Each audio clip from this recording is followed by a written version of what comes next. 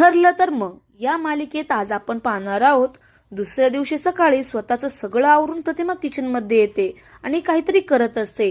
सायली ही तिचं आवरून खाली येते आणि पाहते तर काय, प्रतिमा त्या किचन मध्ये आणि ती प्रतिमाकडे पाहून हसत तिच्याकडे जाते आणि म्हणते, आत्या तुम्ही बाप्पाच्या विसर्जनाच्या प्रसादाची तयारी केली? पण तसे घरातले एक एक करून सगळे हॉलमध्ये येतात। प्रतिमाला किचन मध्ये पाहून सगळे किचन मध्ये जातात।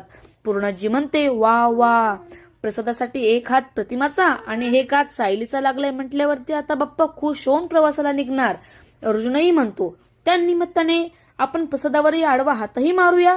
तेवढ्यात आता प्रिया तेथे येते आणि रागात म्हणते, काय चाललंय हे सगळं? प्रिया सायली जवळ येऊन म्हणते, सायली तू परत माझ्या आईला कामाला लावलंस? तशी सायली प्रियाला म्हणते, अगं नाही, मी आले तेव्हा त्यांनी प्रसाद बनवायला घेतला होता। तशी आता प्रतिमा हातवारे करत म्हणते, मला सायलीने नव्हतं सांगितलं, मी स्वतः आले होते किचन मध्ये।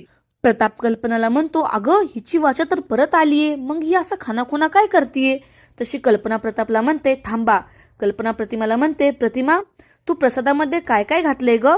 प्रतिमा सांगू लागते, पण तिच्या कंठातून काही आवाज येत नसतो। सगळे म्हणतात, अगं प्रतिमा बोल। रविराजही म्हणतो, प्रतिमा प्रयत्न कर, थोडा प्रयत्न कर, पण प्रतिमाला काही बोलताच येत नाही। हे पाहून तर घरचे सगळे शॉक होतात। अर्जुन आता रात्री प्रियाच्या पायावरची ती जन्मखून पाहण्यासाठी एकदम शरद ठेवतो।